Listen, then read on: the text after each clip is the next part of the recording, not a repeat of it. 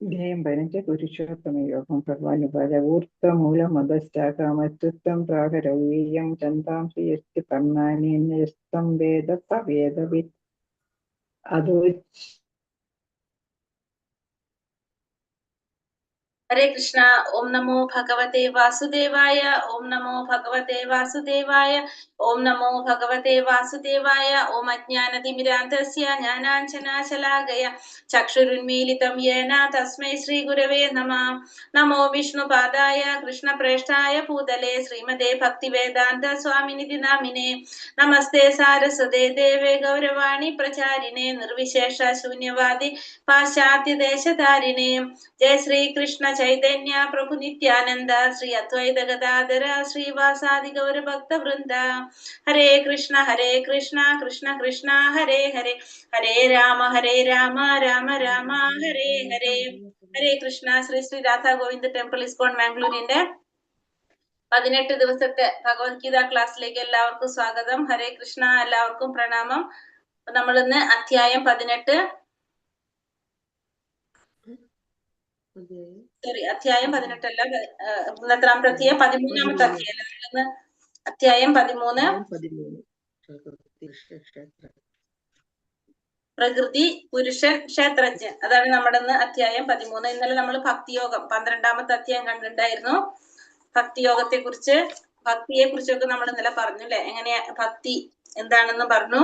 ഒരു ഭക്തന് ഉണ്ടാവേണ്ട ഗുണങ്ങൾ നമ്മൾ ഇന്നലെ കണ്ടു അല്ലെ. മനസ്സിലായോ ഇന്നലെ പറഞ്ഞത്?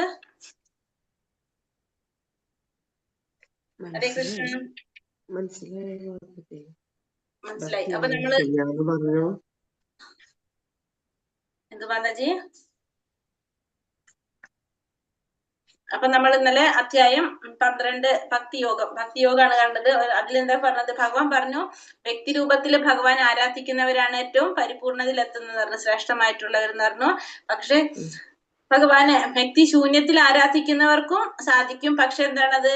സമയം എടുക്കുന്നു മാത്രം അല്ലെ, അങ്ങനെയാ പറഞ്ഞത്. അതിനുശേഷം പിന്നെ നമ്മൾ ഭക്തിയിലേക്ക്, ഭക്തിക സേവനം 5 തരത്തിൽ ചെയ്യാന്ന് പറഞ്ഞു. 5 തരത്തിൽ. അപ്പൊ ആദ്യം പറയുന്നത് ഏറ്റവും പ്രധാനപ്പെട്ടത്, ഏറ്റവും എളുപ്പത്തിൽ ചെയ്യാൻ, ഏറ്റവും വിശേഷപ്പെട്ടത്, പിന്നെ അങ്ങനെ അങ്ങനെ ഓരോന്നോരോന്ന് കുറഞ്ഞു വരുന്നു. അങ്ങനെ 5 തരത്തിൽ നമ്മളോട് പറഞ്ഞു.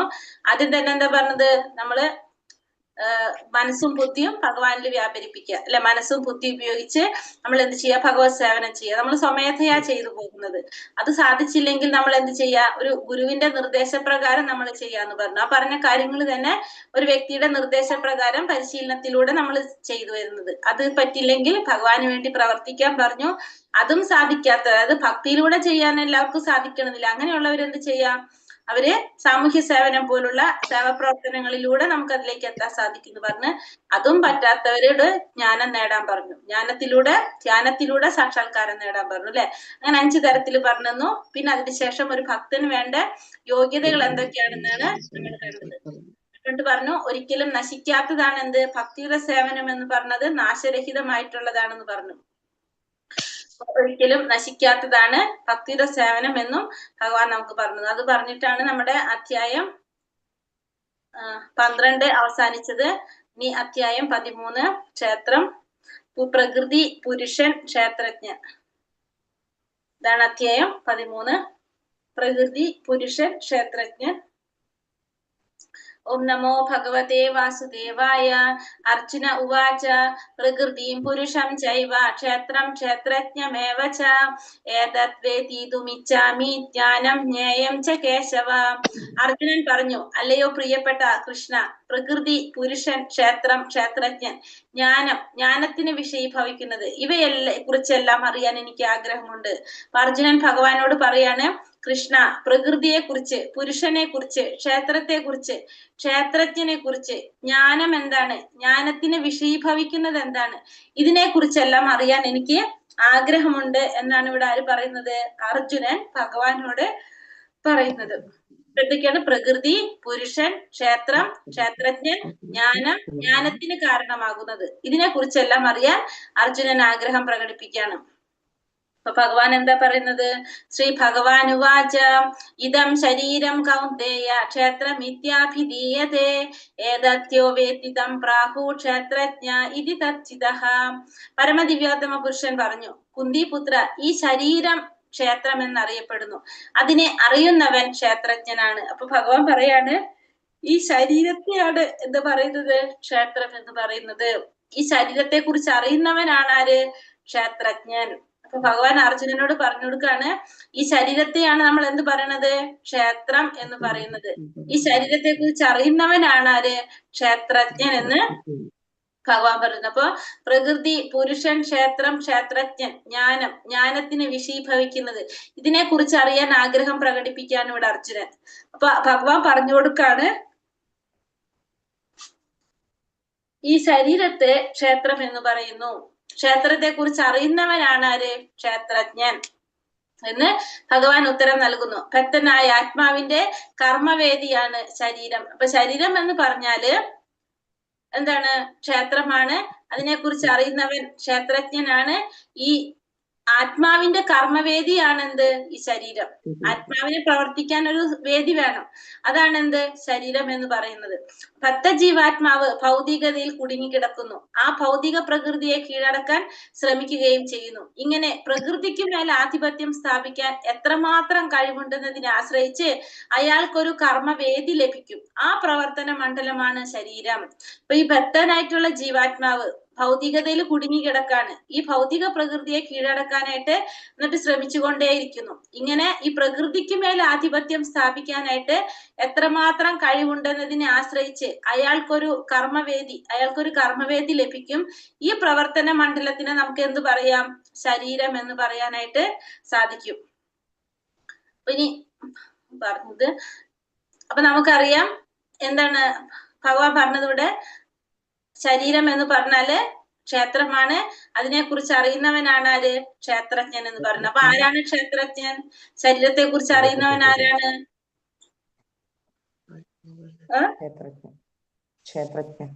അതാരാണത്? ഈ ക്ഷേത്രജ്ഞൻ ആരായിരിക്കും? ഈ ശരീരത്തെ കുറിച്ച് ആർക്കും അറിയാൻ സാധിക്കുന്നത്?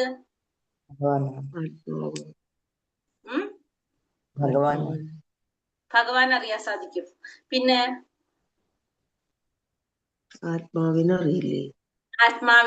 അറിയില്ലേ? അറിയാൻ സാധിക്കും അല്ലെ? അപ്പൊ നമ്മളാരാണ്? നമ്മൾ ആത്മാക്കളാണല്ലേ? അപ്പൊ നമുക്ക് അറിയാൻ സാധിക്കും. അപ്പൊ ആത്മാവിന് അറിയാനും സാധിക്കും. പിന്നെ മാതാജി പറഞ്ഞ പോലെ ഭഗവാനും അറിയാൻ സാധിക്കും. അപ്പൊ ഇവര് രണ്ടുപേരും ആര് തന്നെയാണ്? ക്ഷേത്രജ്ഞൻ അല്ലെ? അപ്പൊ ഈ ശരീരത്തെ കുറിച്ച് അറിയുന്നവനാണ് ക്ഷേത്രജ്ഞൻ. അപ്പൊ ഈ ശരീരത്തെ കുറിച്ച് അറിയുന്നത് ആർക്കാണ്? അറിയാൻ സാധിക്കും, പരമാത്മാവിന് അറിയാൻ സാധിക്കും, ഭഗവാനും അറിയാൻ സാധിക്കും. രണ്ടുപേരും ക്ഷേത്രജ്ഞനാണ്. അപ്പൊ ഈ രണ്ടുപേർക്കും തമ്മിൽ ഒരു വ്യത്യാസമുണ്ട്. ഈ ആത്മാവിന് താൻ ഇരിക്കുന്ന ശരീരത്തെ കുറിച്ച് മാത്രമേ അറിയാൻ സാധിക്കുള്ളൂ. കാരണം ഓരോ ശരീരത്തിലെയും ആത്മാക്കൾ വ്യത്യസ്തരായിരിക്കും അല്ലേ?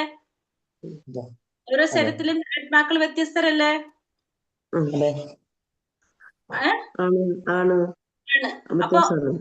അപ്പോ ആ ശരീരത്തെ കുറിച്ച് മാത്രമേ ആ ആത്മാവിന് അറിയാൻ പറ്റുള്ളൂ. ഇപ്പൊ എന്റെ ശരീരത്തിലുള്ള ആത്മാവിന് എന്റെ ശരീരത്തെ കുറിച്ച് മാത്രമേ അറിയാൻ സാധിക്കുള്ളൂ. അടുത്ത ആളുടെ ആത്മാവിന് ആ ശരീരത്തെ കുറിച്ച് അറിയാനേ സാധിക്കുള്ളൂ. അപ്പൊ ആ ശരീരത്തെ കുറിച്ച് അറിയുന്നവൻ ക്ഷേത്രജ്ഞനാണ്. അപ്പോ ജീവാത്മാവിന് താൻ ഇരിക്കുന്ന ശരീരത്തെ കുറിച്ച് മാത്രമേ അറിയാൻ സാധിക്കുള്ളൂ. പക്ഷെ പരമാത്മാവ് എങ്ങനെയാണ്? എല്ലാവരുടെ ശരീരത്തിലും അല്ലെ? അപ്പൊ ഈ പരമാത്മാവിന് എല്ലാവരുടെ ശരീരത്തെ കുറിച്ചും അറിയാൻ സാധിക്കും. ജീവാത്മാവിന് താൻ ഇരിക്കുന്ന ശരീരത്തെ കുറിച്ച് മാത്രമേ അറിയുന്നുള്ളൂ. പരമാത്മാവിനാണെങ്കിലും എല്ലാവരുടെ ശരീരത്തെ കുറിച്ചും അറിയാനായിട്ട് സാധിക്കും. മനസ്സിലായോ?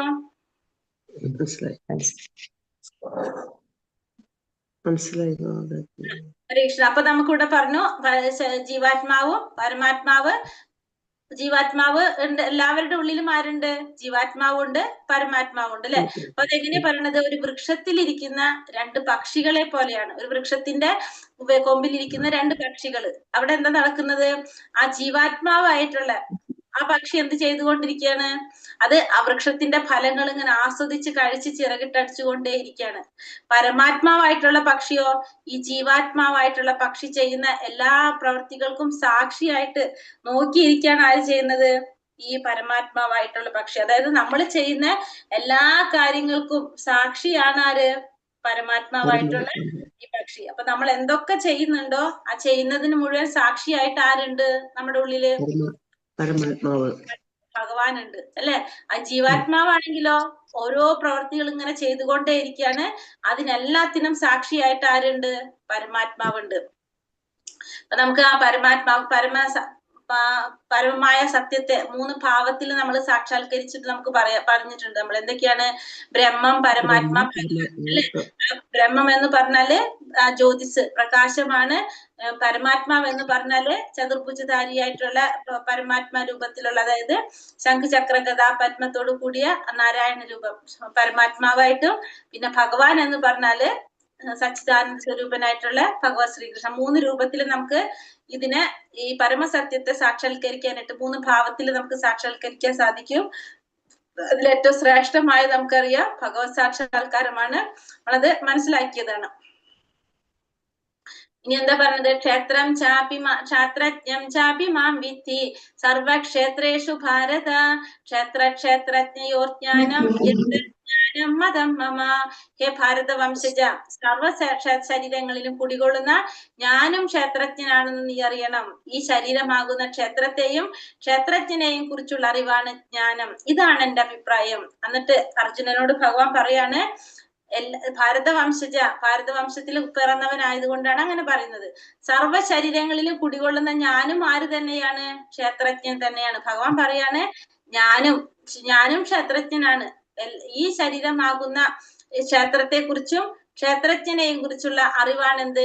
ജ്ഞാനം എന്ന് പറയുന്നത്. അപ്പൊ ഭഗവാൻ പറയാണ് ഞാനും ക്ഷേത്രജ്ഞൻ തന്നെയാണ്. കാരണം എനിക്കും എന്തറിയാം? എല്ലാവരുടെ ശരീരത്തെ കുറിച്ച് അറിയാനായിട്ട് സാധിക്കും. അതുകൊണ്ട് ഞാനും ക്ഷേത്രജ്ഞൻ തന്നെയാണ്.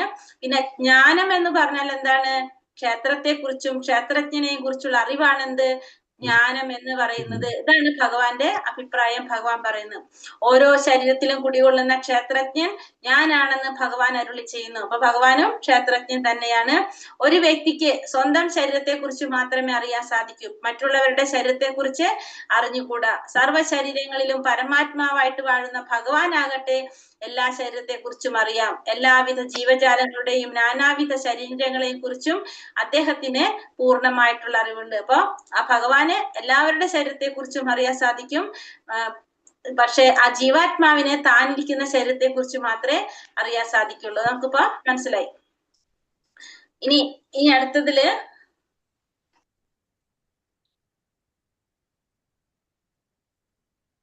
അടുത്ത ശ്ലോകത്തിൽ പറഞ്ഞിട്ടില്ല, നമുക്ക് വായിക്കാം.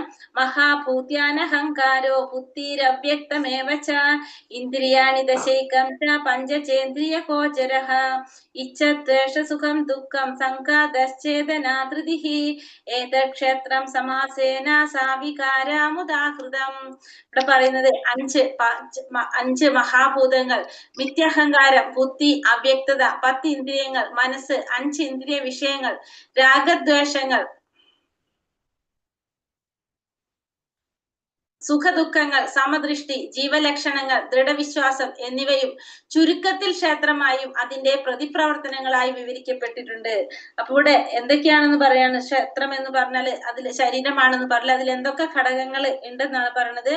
ഏതെല്ലാം ഘടകങ്ങൾ ഉൾപ്പെട്ടതാണ് നമ്മുടെ ശരീരം എന്ന് പറയാണ്. ഏതൊക്കെയാണ് പറയുന്നത്? ഒന്നാമതായിട്ട് ഭൂമി, ജലം, അഗ്നി, വായു, ആകാശം എന്നീ പഞ്ചമഹാഭൂതങ്ങൾ. ഇത്രയും ഘടകങ്ങൾ 24 ഘടകങ്ങളാണ്. 24 ഘടകങ്ങൾ ചേർന്ന സമൂഹമാണ് എന്ത്? ക്ഷേത്രം അല്ലെങ്കിൽ ശരീരം എന്ന് പറയുന്നത്. അതിൽ ആദ്യം പറയുന്നത് പഞ്ചമഹാഭൂതങ്ങൾ, ഭൂമി, ജലം, അഗ്നി, വായു, ആകാശം എന്നീ പഞ്ചമഹാഭൂതങ്ങള്. പിന്നെ വന്നിട്ട് കണ്ണ്, മൂന്നാമത്തെ വായിക്കാം. കണ്ണ്, മൂക്ക്, നാക്ക്, ത്വക്ക്, ചെവി എന്നീ ജ്ഞാനേന്ദ്രിയങ്ങള്. ഫസ്റ്റ് പഞ്ചമഹാഭൂതം, പിന്നെ ജ്ഞാനേന്ദ്രിയങ്ങൾ, കണ്ണ്, മൂക്ക്, നാക്ക്, ത്വക്ക്, ചെവി എന്നീ ജ്ഞാനേന്ദ്രിയങ്ങള്. അടുത്തതായിട്ട് ശബ്ദം, കാല്, കൈകൾ, ഗുദം, ഉൽപാദനേന്ദ്രിയം എന്നീ കർമ്മേന്ദ്രിയങ്ങള്. അപ്പൊ ജ്ഞാനേന്ദ്രിയങ്ങളുണ്ട്, കർമ്മേന്ദ്രിയങ്ങളുണ്ട്. പിന്നെ വന്നിട്ട് ഇന്ദ്രിയ വിഷയങ്ങൾ 5 എണ്ണം: ഗന്ധം, രസം, രൂപം, സ്പർശം, ശബ്ദം. അപ്പൊ ഇന്ദ്രിയ വിഷയങ്ങള് ഇപ്പൊ നമ്മൾ 5 എണ്ണം പറഞ്ഞു. 4 കാര്യങ്ങൾ പറഞ്ഞു. ഒന്ന് പഞ്ചമഹാഭൂതങ്ങൾ, ഭൂമി, ജലം, അഗ്നി, വായു, ആകാശം എന്നീ പഞ്ചമഹാഭൂതങ്ങള്. പിന്നെ വന്നിട്ട് ജ്ഞാനേന്ദ്രിയങ്ങള്, കണ്ണ്, മൂക്ക്, നാക്ക്, ത്വക്ക്, ചെവി ജ്ഞാനേന്ദ്രിയങ്ങള്. പിന്നെ വന്നിട്ട് കർമ്മേന്ദ്രിയങ്ങള്. കർമ്മേന്ദ്രിയങ്ങൾ ഏതാണ്? കൈ, കാല്, ഹുതം ഉൽപാദനേന്ദ്രിയം, ശബ്ദം കർമ്മേന്ദ്രിയങ്ങള്, പിന്നെ ഇന്ദ്രിയ വിഷയങ്ങൾ 5 ഗന്ധം, രൂപം, സ്പർശം, രസം, ശബ്ദം, അങ്ങനെ 5 ഇന്ദ്രിയ വിഷയങ്ങള്. അപ്പൊ എത്ര എണ്ണായി? 20 എണ്ണായി. പഞ്ചമഹാഭൂതങ്ങൾ വന്നു, കർമ്മേന്ദ്രിയങ്ങൾ വന്നു, ജ്ഞാനേന്ദ്രിയങ്ങൾ വന്നു, ഇന്ദ്രിയ വിഷയങ്ങൾ വന്നു. ഇനി വന്നിട്ട് മിഥ്യാഹങ്കാരവും ബുദ്ധിയും പ്രകൃതിയുടെ അവ്യക്ത നിലയിലുള്ള 3 ഗുണങ്ങളും. അപ്പൊ പിന്നെ ബുദ്ധി, മിഥ്യാഹങ്കാരം, അവ്യക്ത നിലയിലുള്ള 3 ഗുണങ്ങൾ എന്ന് പറഞ്ഞാല് ഭൗതിക പ്രകൃതിയുടെ ത്രിഗുണങ്ങള്, സത്ത്, രജോ, തമോ ഗുണങ്ങള്, ത്രിഗുണങ്ങള്. പിന്നെ അത് കഴിഞ്ഞിട്ട് ഇവിടെ ഇന്ദ്രിയങ്ങളെക്കാൾ ഉത്കൃഷ്ടമാണ് മനസ്സ്. അതാണ് അടുത്തത്. മനസ്സുൾപ്പെടെ 11 ഇന്ദ്രിയങ്ങൾ. അപ്പൊ പിന്നെ വന്നിട്ട് മനസ്സ്. അപ്പൊ 24 എണ്ണം എങ്ങനെയാ വരുന്നത്? പഞ്ചമഹാഭൂതങ്ങൾ 5 എണ്ണം, ഭൂമി, ജലം, അഗ്നി, വായു, ആകാശം, അത് 5 എണ്ണം വന്നു. പിന്നെ വന്നിട്ട് ജ്ഞാനേന്ദ്രിയങ്ങൾ 5 എണ്ണം വന്നു, കണ്ണ്, മൂക്ക്, നാക്ക്, ത്വക്ക്, ചെവി. അപ്പൊ 5 5 10. പിന്നെ ഏതാണ്? കർമ്മേന്ദ്രിയങ്ങൾ 5 എണ്ണം വന്നു. അത് ഏതൊക്കെയാണ് വരുന്നത്? ശബ്ദം, കാല്, കൈ, ഗുദം, ഉൽപാദനേന്ദ്രിയം, അപ്പൊ 15. പിന്നെ ഇന്ദ്രിയ വിഷയങ്ങൾ 5 എണ്ണം, ഗന്ധം, രൂപം, രസം, സ്പർശം, ശബ്ദം, അപ്പൊ 20 ആയി. പിന്നെ മനസ്സ്, ബുദ്ധി, മിഥ്യാഹങ്കാരം, പിന്നെ അവ്യക്ത നിലയിലുള്ള ഗുണങ്ങൾ, അതായത് ഭൗതിക പ്രകൃതിയുടെ ത്രിഗുണങ്ങൾ, അങ്ങനെ 24 ഘടകങ്ങൾ. 24 ഘടകങ്ങൾ ഉൾപ്പെട്ടതാണ് എന്ത്? ഈ ശരീരം എന്ന് പറയുന്നത്. മനസ്സിലായോ? കർമ്മേന്ദ്രിയങ്ങള്, ജ്ഞാനേന്ദ്രിയങ്ങള്, ഇന്ദ്രിയ വിഷയങ്ങള്, പഞ്ചമഹാഭൂതങ്ങള്, അപ്പൊ 20 എണ്ണായി. അത് കൂടാതെ മനസ്സ്, ബുദ്ധി, മിഥ്യാഹങ്കാരം, അവ്യക്ത നിലയിലുള്ള 3 ഗുണങ്ങൾ, അല്ലെങ്കിൽ ഭൗതിക പ്രകൃതിയുടെ ത്രിഗുണങ്ങൾ. ഇതാണ് 24 ഘടകങ്ങൾ എന്ന് പറയുന്നത്. ഇനി അടുത്തത് ജ്ഞാനം എന്താണെന്ന് ഭഗവാൻ പറയാണ്. അജ്ഞാനം, ജ്ഞാനം എന്താണെന്ന് പറഞ്ഞവരാണ്. ഹമാനിത്തമതം ഭിത്വം അഹിംസ ശാന്തിരാർജവം ആചാര്യോപാസനം ശൗചം സ്ഥൈര്യം ആത്മാവിനിഗ്രഹഃ ഇന്ദ്രിയാർത്ഥേഷു വൈരാഗ്യം അനഹങ്കാര ഏവച ജന്മമൃത്യുജരാ വ്യാധി ദുഃഖ ദോഷാനുദർശനം അസക്തിരനഭിഷങ്ക പുത്രധാരാഗൃഹാദിഷു നിത്യം ച സമചിത്തത്വം ഇഷ്ടാനിഷ്ടോപപത്തിഷു മയി ചാനന്യയോഗേന ഭക്തിരവ്യാഭിചാരിണേ വിവിക്തദേശസേവിത്വം അരതിർജന സംസതി അധ്യാത്മജ്ഞാന നിത്യത്വം തത്വജ്ഞാനാർത്ഥ ദർശനം ഏതജ്ഞാനമിതി പ്രോക്തം അജ്ഞാനം യഥതോന്യഥാ. കൂടെ ഭഗവാൻ എന്താ പറയുന്നത്? എന്തൊക്കെയാണ് ജ്ഞാനം, അത് എന്തൊക്കെയാണ് അജ്ഞാനം എന്ന് ഭഗവാനോട് പറഞ്ഞവരാണ്. വിനയം, ഗർവില്ലായ്മ, അഹിംസ, ക്ഷമ, ലാളിത്യം, ഒരു യഥാർത്ഥ ആത്മീയ ഗുരുവിനെ സമീപിക്കുക, ശുചിത്വം, സ്ഥൈര്യം, ആത്മസംയമനം, ഇന്ദ്രിയ വിഷയങ്ങളിൽ അനാസക്തി, മിഥ്യാഹങ്കാരമില്ലായ്മ, ജനന മരണങ്ങൾ, വാർദ്ധക്യം, രോഗം എന്നീ പരിണാമങ്ങളുടെ ദുഃഖാത്മകതയെ കുറിച്ചുള്ള ബോധം, വൈരാഗ്യം, മക്കൾ, ഭാര്യ, ഗൃഹം മുതലായവയിൽ നിന്നുള്ള മുക്തി, സുഖദുഃഖങ്ങളിൽ അക്ഷോഭ്യത, എന്നിൽ സ്ഥിരവും നിഷ്കളങ്കവുമായ ഭക്തി, ഏകാന്തമായ സ്ഥലത്ത് ജീവിക്കാനുള്ള ആഗ്രഹം, ആൾക്കൂട്ടത്തിൽ നിന്ന് വേറിട്ടു നിൽക്കുക, ആത്മസാക്ഷാത്കാരത്തിന്റെ പ്രാധാന്യം അറിയുക, തത്വചിന്തയിലൂടെ നിരപേക്ഷ തത്വത്തെ കുറിച്ച് അന്വേഷിക്കുക എന്നിവ എല്ലാം ജ്ഞാനമാണെന്നും ഇതല്ലാത്തതെല്ലാം അജ്ഞാനമാണെന്നും ഞാൻ പ്രഖ്യാപിക്കുന്നു. അപ്പൊ ഭഗവാൻ എന്തൊക്കെയാണ് ജ്ഞാനം എന്ന് പറയുന്നത്?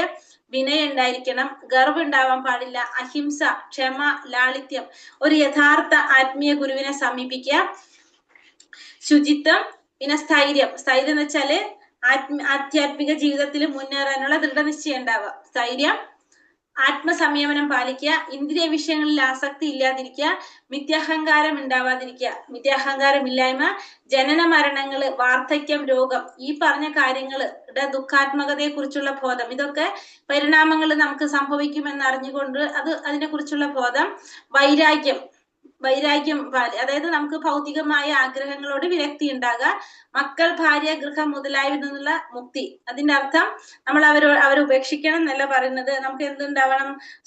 സ്നേഹം ഉണ്ടാകും, പക്ഷെ നമുക്ക് എങ്ങനെയാകരുത്? അതിനോട് ആസക്തി പാടില്ല എന്ന് പറഞ്ഞില്ലേ, അങ്ങനെ പാടില്ല എന്നുള്ളതാണ് പറയുന്നത്. മുക്തി, സുഖ ദുഃഖങ്ങളിൽ അക്ഷോഭ്യത, സുഖം വന്നാലും ദുഃഖം വന്നാലും നമുക്ക് ഒരേപോലെയാവുക, എന്നിൽ സ്ഥിരവും നിഷ്കളങ്കവുമായ ഭക്തി, ഭഗവാനില് സ്ഥിരമായിട്ടുള്ള നിഷ്കളങ്കമായിട്ടുള്ള ഭക്തി, ഏകാന്തമായ സ്ഥലത്ത് ജീവിക്കാനുള്ള ആഗ്രഹം, ആൾക്കൂട്ടത്തിൽ നിന്ന് വേറിട്ട് നിൽക്കുക, ആത്മസാക്ഷാത്കാരത്തെ കുറിച്ച് മനസ്സിലാക്കുക, അതിന്റെ പ്രാധാന്യത്തെ കുറിച്ച് അറിയാം, തത്വചിന്തയിലൂടെ അനിരപേക്ഷ തത്വത്തെ കുറിച്ച് അന്വേഷിക്കുക. ഇതെല്ലാം എന്താണ്? ജ്ഞാനമാണ്. ഇതല്ലാത്തതെല്ലാം അജ്ഞാനമാണെന്നാണ് ഭഗവാൻ ഇവിടെ പറഞ്ഞു തരുന്നത്. അപ്പൊ നമ്മളെ ഭൗതിക പ്രപഞ്ചത്തിൽ നമ്മൾ അനുഭവിക്കുന്ന ദുഃഖം എന്താണ്? ഈ ജന്മ മൃത്യു ജരാവ്യാധി. നമ്മുടെ ക്ലേശങ്ങളാണ് ഈ പറഞ്ഞത്. ജന്മ മൃത്യു ജരാവ്യാധികൾ. നമ്മൾ ജനിക്കുന്നു, ജനനം, പിന്നെ മരണം, വാർദ്ധക്യം, രോഗം. ഈ 4 സ്റ്റേജസിലൂടെയാണ് നമ്മൾ കടന്നു പോകുന്നത്. ഈ ഭൗതിക പ്രപഞ്ചത്തിൽ, ഈ ഭൗതിക ലോകത്തിൽ ജീവിക്കുന്ന എല്ലാ ജീവാത്മാക്കളെയും എന്ത് ബാധിക്കുന്നുണ്ട്? ഈ പറഞ്ഞ 4 കാര്യങ്ങൾ ബാധിക്കുന്നുണ്ട്. ജന്മ മൃത്യു ജരാ വ്യാധികള് ബാധിക്കുന്നുണ്ട്. അതുകൊണ്ടാണ് നമുക്കറിയാലോ, നമ്മളൊരു പ്രായം, നമുക്ക് ജനിക്കുമ്പോൾ നമ്മൾ ചെറുതാണ്, അതിനുശേഷം നമുക്ക് പല മാറ്റങ്ങൾ സംഭവിക്കുന്നുണ്ട്. പിന്നെ അത് കഴിഞ്ഞ് നമുക്ക് പ്രായമാവുന്നതിനനുസരിച്ച് ജരാനരകൾ ബാധിക്കുമ്പോൾ നമ്മൾ എന്താണ്, നമ്മളെ മുഖമൊക്കെ മാറി പലതരത്തിലുള്ള മാറ്റങ്ങൾ നമുക്ക് സംഭവിക്കുന്നതാണ്. ഇനി അതിലൊരു പോയിന്റ് പറഞ്ഞതാണ് ശൗചം. അതിൽ ആധ്യാത്മിക ജീവിതത്തിന്റെ പുരോഗതിക്ക് ഒഴിച്ചുകൂടാനാവാത്ത ഒന്നാണ് എന്ത്? ശൗചം എന്ന് പറയുന്നത്. ജ്ഞാനത്തിൽ പറഞ്ഞ ഒരു പോയിന്റ് ആണത്. ശൗചം 2 വിധത്തിലുണ്ട്, ബാഹ്യമായിട്ടും ആഭ്യന്തരമായിട്ടുള്ള ശൗചം. ബാഹ്യ ശൗചം നമുക്ക് എങ്ങനെ സാധിക്കും? കുളി കൊണ്ട് നിറവേറ്റാനായിട്ട് സാധിക്കും. ആന്തരമായതിനെ നിരന്തരം ഭഗവാന്റെ സ്മരണ, കൃഷ്ണ സ്മരണയും, ഹരേ കൃഷ്ണ കൃഷ്ണ കൃഷ്ണ ഹരേ ഹരേ, ഹരേ രാമ രാമ രാമ ഹരേ ഹരേ എന്ന മന്ത്രജപമാണ് ഉപാധി. മനസ്സിൽ അടിഞ്ഞുകൂടിയ മുൻജന്മ കർമ്മങ്ങളുടെ പൊടിപടലങ്ങളെ ഈ പ്രക്രിയ കൊണ്ട് തുടച്ചു നീക്കാനായിട്ട് സാധിക്കും. അപ്പൊ നമുക്ക് ശൗചം 2 തരത്തില്, ഒന്ന് ആന്തരികമായിട്ടും ബാഹ്യമായിട്ടും. ബാഹ്യമായ ശൗചം കുളി കൊണ്ട് നിറവേറ്റം, ആന്തരിക ശൗചം ഭഗവാന്റെ നാമം ജപിക്കുന്നുണ്ട്, ഹരേ കൃഷ്ണ മഹാമന്ത്ര ജപം കൊണ്ട് നമുക്ക് സാധിക്കും. അപ്പൊ നമുക്ക് മനസ്സിൽ അടിഞ്ഞുകൂടിയിട്ടുള്ള മുൻജന്മ കർമ്മങ്ങളുടെ പൊടിപടലങ്ങളെ ഇല്ലാതാക്കാൻ എന്തുകൊണ്ട് സാധിക്കും? ഈ നാമജപം കൊണ്ട് നമുക്ക് സാധിക്കും. സർവേന്ദ്രിയ ഗുണാഭാസം സർവേന്ദ്രിയ വിവർജിതം അസക്തം സർവഭൃച്ചൈവ നിർഗുണം ഗുണഭോക്തിച്ച. സർവ ഇന്ദ്രിയങ്ങളുടെയും ഉൽപ്പത്തി സ്ഥാനമാണ് പരമാത്മാവ്. എന്നിരുന്നാലും അവിടത്തേക്ക് ഇന്ദ്രിയങ്ങളില്ല. സകല ജീവജാലങ്ങളെയും നിലനിർത്തി പോരുന്നെങ്കിലും അനാസക്തനാണ്, ത്രിഗുണങ്ങൾക്ക് അതീതനാണ്. അതേസമയം തന്നെ ഭൗതിക പ്രകൃതിയുടെ ത്രിഗുണങ്ങളുടെ യജമാനനുമാണ് അദ്ദേഹം. അപ്പൊ സർവ ഇന്ദ്രിയങ്ങളുടെയും ഉൽപ്പത്തി സ്ഥാനം ആരിൽ നിന്നാണ്? പരമാത്മാവിൽ നിന്നാണ്. പക്ഷെ ഭഗവാൻ എന്തില്ല? ഇന്ദ്രിയങ്ങളില്ല. നമ്മളെ പോലുള്ള ഇന്ദ്രിയങ്ങള് ഭഗവാനില്ല. പക്ഷെ ഭഗവാനാണ് എല്ലാ ഇന്ദ്രിയങ്ങളുടെയും ഉൽപ്പത്തി സ്ഥാനം, ഭഗവാനിൽ നിന്നാണ്. എല്ലാ ജീവജാലങ്ങളെയും നിലനിർത്തി പോരുന്നതും ആര് തന്നെയാണ്? ഭഗവാൻ തന്നെയാണ്. പക്ഷെ ഭഗവാൻ എങ്ങനെയാണ്? ഒന്നിനോടും ആസക്തിയില്ല, അനാസക്തനാണ് ഭഗവാൻ, ഗുണങ്ങൾക്ക് അതീതനാണ് ഭഗവാൻ. അതേ സമയം തന്നെ ഈ ഗുണങ്ങളുടെ യജമാനനും ആര് തന്നെയാണ്? ഭഗവാൻ തന്നെയാണെന്ന് ഭഗവാൻ ഇവിടെ പറയുന്നു. ജ്യോതിഷാമപി തജ്ജ്യോതി തമസാ പരമുച്യതേ ജ്ഞാനം ജ്ഞേയം ജ്ഞാനഗമ്യം ഹൃദി സർവസ്യ വിഷ്ഠിതം. അദ്ദേഹമാണ് സർവ്വ ജ്യോതിസുകളുടെയും സ്രോതസ്. അപ്പൊ നമുക്കറിയാം, എല്ലാ ജ്യോതിസുകളുടെയും സ്രോതസ് ആരാണ്? ഭഗവാനാണ്. പദാർത്ഥനിഷ്ഠമായ തമസിനെ അതിക്രമിച്ച് നിൽക്കുന്നതും അവ്യക്തമായിട്ടുള്ളതും അവിടം തന്നെയാണ്. അപ്പൊ ആ ഇരുട്ടിനെ അതിക്രമിച്ച് നിൽക്കുന്നത് ആരാണ്? ഭഗവാനാണ്. അവ്യക്തമായിട്ടുള്ളതും ആര് തന്നെയാണ്? ഭഗവാൻ തന്നെയാണ്. അറിവും ഭഗവാനാണ്, അറിയേണ്ടതും ഭഗവാനാണ്. അറിവിന്റെ ലക്ഷ്യവും ആര് തന്നെയാണ്? ഭഗവാൻ തന്നെയാണ്. സർവഹൃദയങ്ങളിലും കുടികൊള്ളുന്നത് ആ പരമപുരുഷൻ തന്നെയാണ്. ആ പരമപുരുഷനെ കുറിച്ചാണ് നമുക്ക് അറിയേണ്ടത്. അറിവ് എന്ന് പറഞ്ഞാലും ആ ഭഗവാൻ തന്നെയാണ്. അതിന്റെ ലക്ഷ്യവും ആര് തന്നെയാണ്? ഭഗവാൻ തന്നെയാണെന്ന് ഇവിടെ ഭഗവാൻ പറയുന്നു. പുരുഷ പ്രകൃതി സ്തോഹി ഭൂക്തേ പ്രകൃതി ജാൻ ഗുണാൻ കാരണം ഗുണസംകസ്യ സത്യയോനി ജന്മസു. ഭൗതിക പ്രകൃതിയിൽ ജീവാത്മാവ് പ്രകൃതിയുടെ ഗുണങ്ങൾക്ക് അനുഭവിച്ചുകൊണ്ടുള്ള ജീവിത രീതി കൈക്കൊള്ളുന്നു. ഭൗതിക പ്രകൃതിയുമായുള്ള സമ്പർക്കത്തിലാണിത്. അങ്ങനെ നല്ലതും ചീത്തയുമായ നാനാ യോനികളിൽ ജീവൻ പിറവിയെടുക്കുന്നു. അപ്പൊ നമ്മള് ഈ ഭൗതിക ലോകത്തിൽ ജന്മമെടുക്കുന്നത് എങ്ങനെയാണെന്ന് പറയുന്നത്, ഈ ഭൗതിക പ്രകൃതിയിൽ ജീവാത്മാവ് എന്ത് ചെയ്യാണ്? പ്രകൃതിയുടെ ഗുണങ്ങൾ അനുഭവിച്ചുകൊണ്ടുള്ള ജീവിത രീതി കൈക്കൊള്ളണം. നമ്മുടെ ഭൗതിക പ്രകൃതിയില് ഈ ഭൗതിക പ്രകൃതിയിലേക്ക് നമ്മൾ വരുമ്പോ, അതായത് നമ്മൾ ഒരു ശരീരത്തിൽ നിന്ന് മറ്റൊരു ശരീരത്തിലേക്ക് മാറുമ്പോ നമ്മൾ എങ്ങനെയാണ് വരുന്നത്?